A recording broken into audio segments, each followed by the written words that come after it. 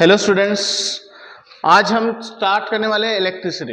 Electricity क्या होता है सभी को जानकर हैरानी नहीं होगी कि कुछ नया सीख रहे हैं, क्योंकि हमें पता है हमारे घर के अंदर इलेक्ट्रिसिटी की अहमियत क्या होती है। बगैर इलेक्ट्रिसिटी के आज मॉडर्न लाइफ के अंदर जीना मुश्किल ही नहीं नामुमकिन है ना। मोबाइल के बगैर तो घर पे जैसे कोई काम ही नहीं होता। पढ़ाई करनी हो मोबाइल चाहिए, कॉल करना है फ्रेंड्स को मोबाइल चाहिए, दोस्तों से चैटिंग करनी है मोबाइल चाहिए, कुछ सर्च करना है मोबाइल चाहिए, सर्च इंजन में मोबाइल है, हर चीज मोबाइल से रिलेटेड है। तो ये चार्जिंग करने के लिए हमें इलेक्ट्रिसिटी की जरूरत है। दूसरा, फैन के बगैर हमें पसीने छूट जाते हैं। एसी अगर ना रहो समर में तो बस हालत बेकार हो जाती है। तो ये सारे फिनोमेना जो है इलेक्ट्रिसिटी से चलते हैं। इवन घर के काम भी जो है, कपड़े धोने, वॉशिंग मशीन चलानी है, इलेक्ट्रिसिटी चाहिए, बगैर इलेक्ट्रिसिटी के नहीं होता। तो all these are the phenomena in this new modern world are deals with the electricity। सारी चीजों में इलेक्ट्रिसिटी जरूरी होती है। सबसे पहले इलेक्ट्रिसिटी को हम जानने के लिए अभी यहां पे देखेंगे कि इलेक्ट्रिसिटी प्रोड्यूस कैसे होती है। बेटा इलेक्ट्रिसिटी होता क्या है उसको समझने की कोशिश करो। इलेक्ट्रिसिटी एक्चुअली क्या होता है? It is the flow of charges. देखो इलेक्ट्रिसिटी हमारे दो तरीके की रहेंगी। जैसे मैंने बताया, एक फ्लो ऑफ चार्जेस उसको करंट इलेक्ट्रिसिटी कहते हैं, और स्टैटिक चार्जेस के वजह से जो होती है उसको इलेक्ट्रोस्टैटिक कहते हैं। ध्यान में आ रहा है? दो इलेक्ट्रिसिटी के दो ब्रांचेस हमारे हैं। पहला करंट इलेक्ट्रिसिटी और दूसरी ब्रांच है स्टैटिक इलेक्ट्रिसिटी। अब दोनों भी जो है वो डील करते हैं चार्जेस के साथ में। Electricity deals with the charges, ध्यान रखेंगे, electricity deals with a charges, charge के साथ ही डील करती है इलेक्ट्रिसिटी। ये बात को ध्यान में रखकर चलो, समझ में आ रहा है? Electricity deals with charges. अब चार्जेस हमारे पास में कितने टाइप्स के होते हैं?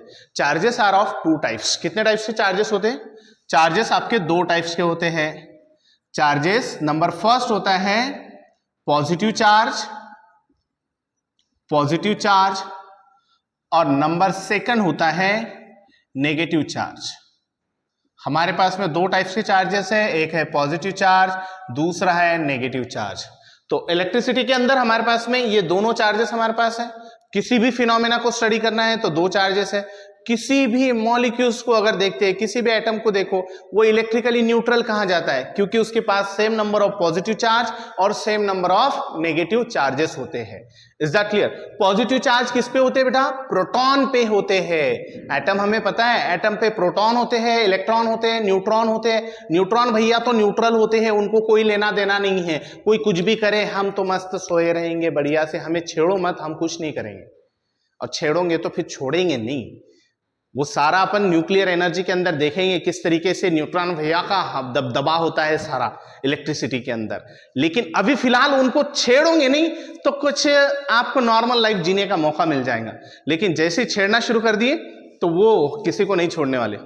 तो पॉजिटिव चार्जेस प्रोटॉन के ऊपर होते हैं, वो न्यूक्लियस के अंदर होते हैं, और न्यूक्लियस के अंदर हम छेड़खानी नहीं करेंगे तो हमें ज्यादा हार्मफुल भी नहीं, लेकिन छेड़खानी करके एनर्जी भी बहुत सारी तैयार कर सकते हैं वहां से। नेगेटिव चार्जेस, जनरली हम नेगेटिव चार्जेस के साथ डील करते हैं। Negative charges on electrons, positive charges on proton. Protons are positively charge,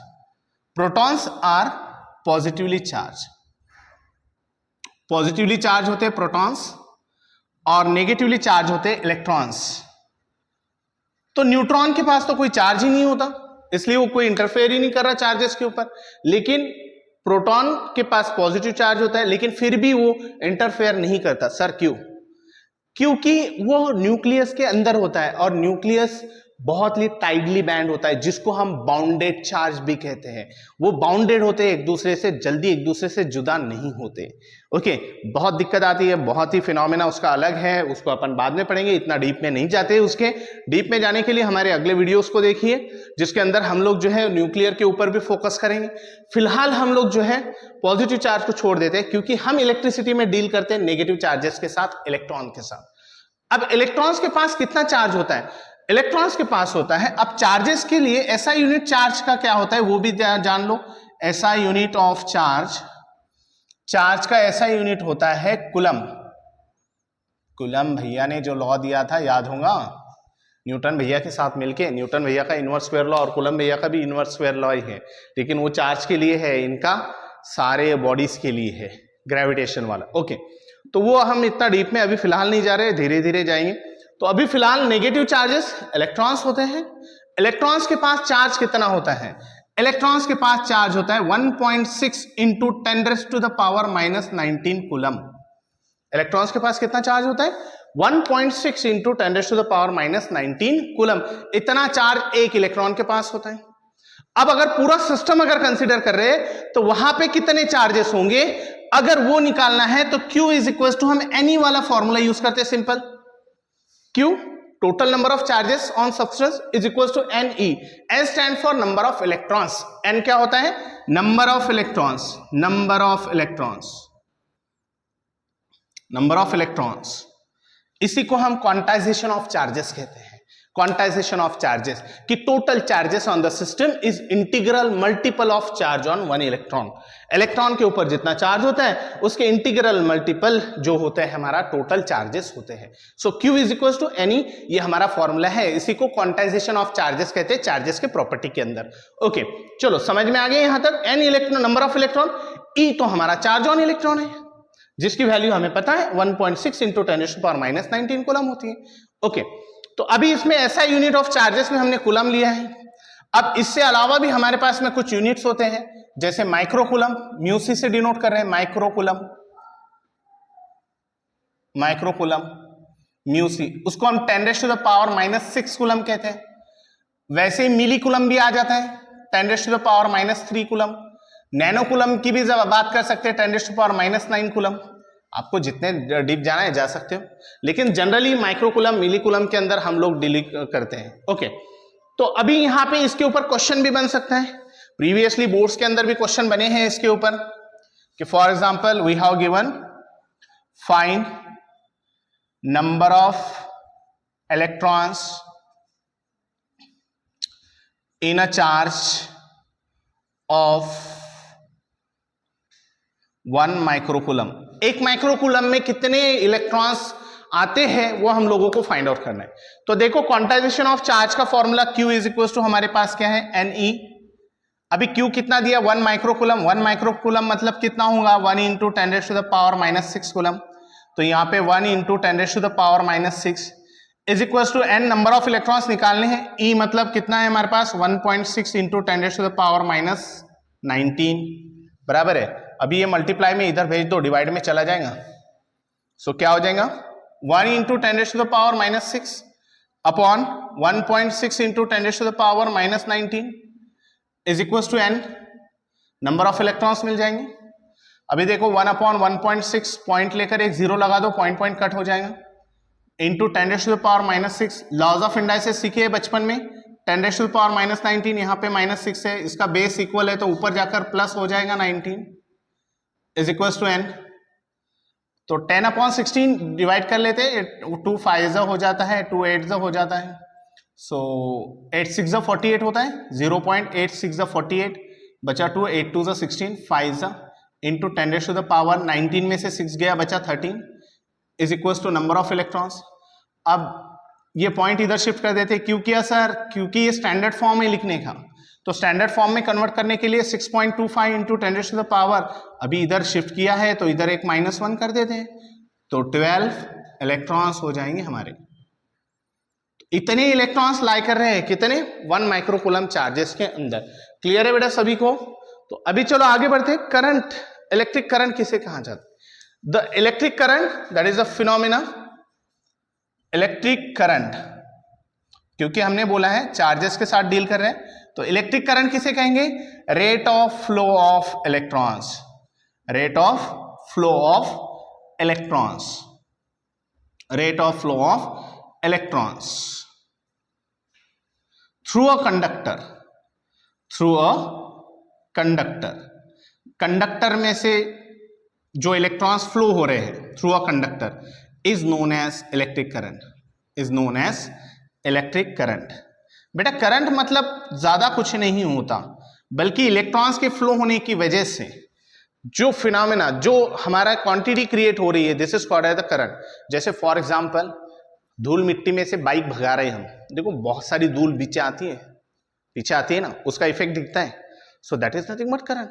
air blow हो रही है, एयर फ्लो हो रही है, हवा बह रही है तेजी से, इफेक्ट क्या होता है, उड़ाकर भी लेकर जाती है छोटे मोटी चीजों को, तो वो क्या हो गया, करंट हो गया। बट वो विंड करंट है। वैसे पानी बह रहा है, करंट है, वाटर करंट हो गया। वैसे चार्जेस फ्लो हो रहे हैं, करंट है, इलेक्ट्रिक करंट, इसलिए उसको बोला है इलेक्ट्रिक करंट। तो rate of flow of electrons, तो current I is equal to formula है Q अपॉन टी। आई यानी करंट, Q मतलब चार्जेस,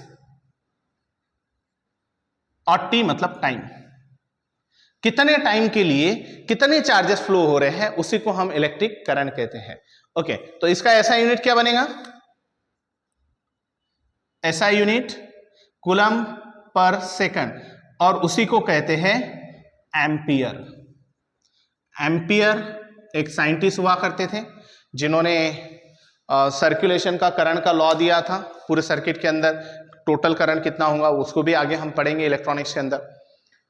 तो उन्होंने दिया था, इसलिए उनके ऑनर में एम्पियर उसका सिंबल दिया जाता है, जिसको अपन रिप्रेजेंटेशन कैपिटल ए से करते हैं। उसके अदर यूनिट्स और भी यूनिट्स यूज कर सकते हैं, जैसे मिली एम्पियर मतलब 10 का power -3 ampere, 1 milli ampere, 1 micro ampere 10⁻⁻6 ampere, 1 nano ampere मतलब 10⁻⁻9 ampere.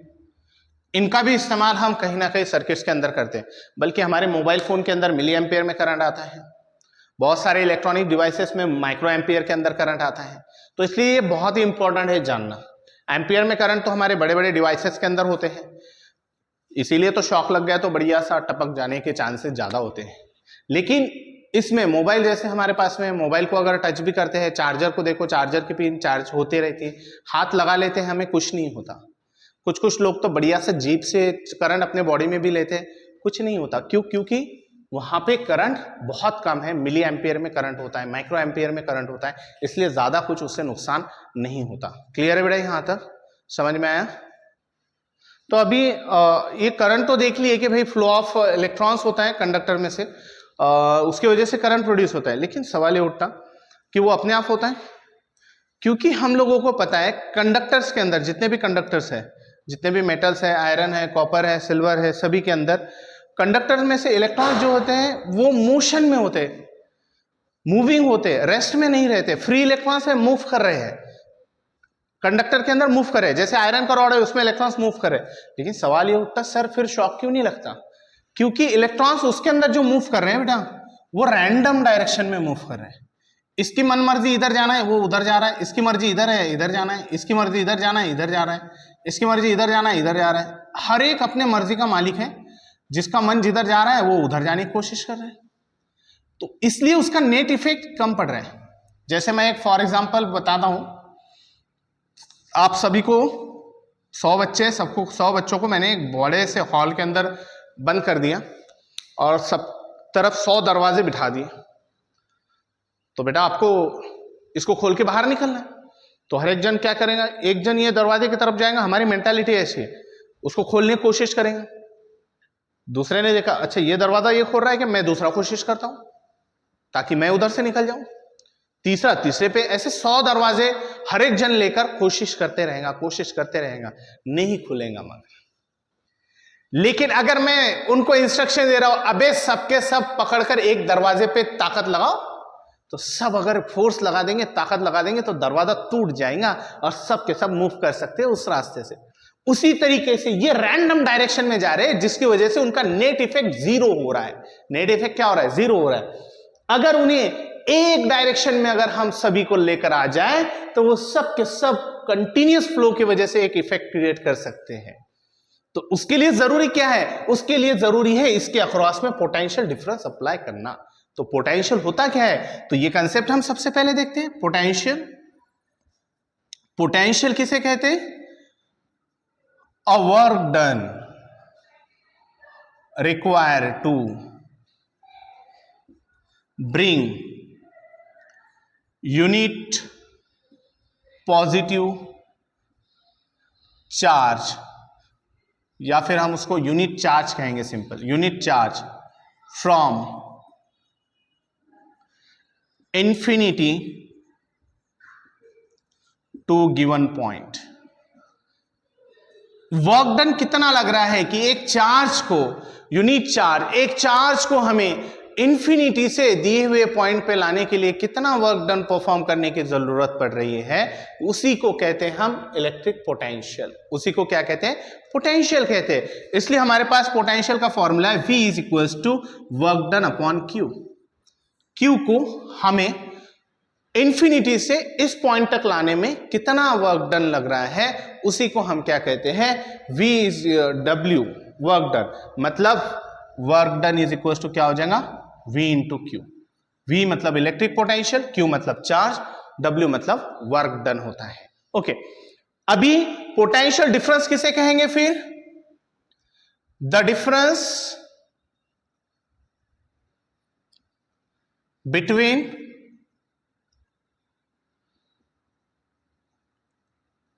Potential at two points,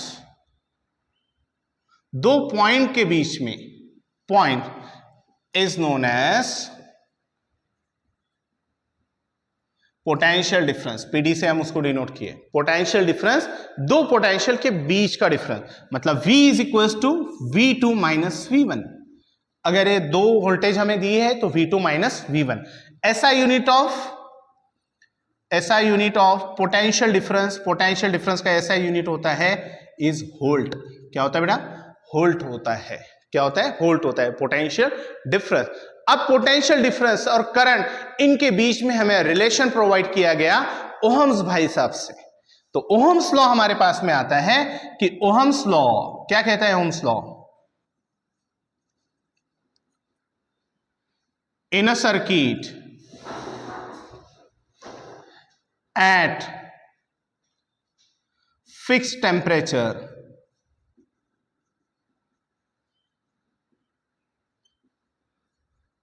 current is directly proportional to the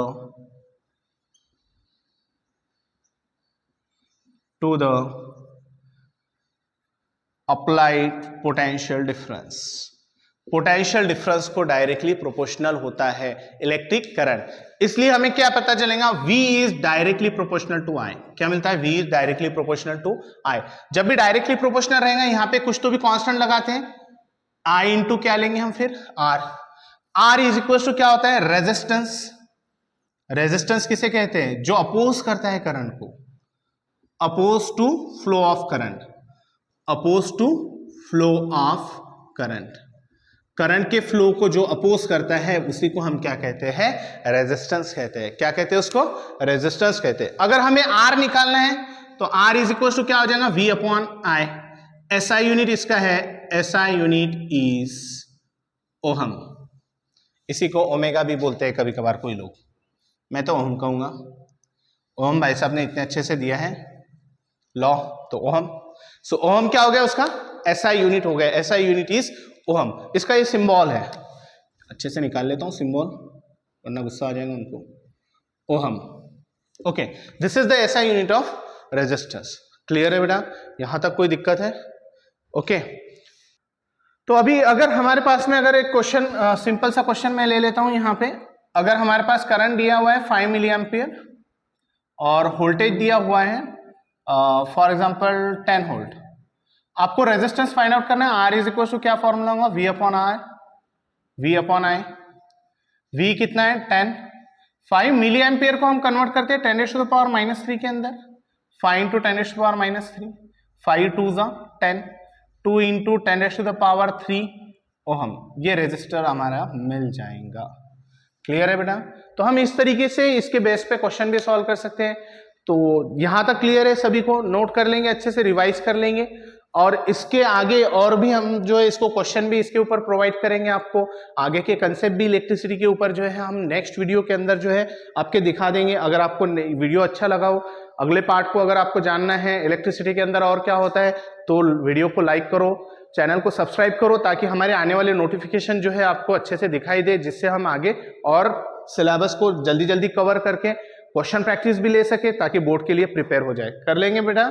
चलो मिलते हैं फिर नेक्स्ट वीडियो में, तब तक के लिए अलविदा। Thank you.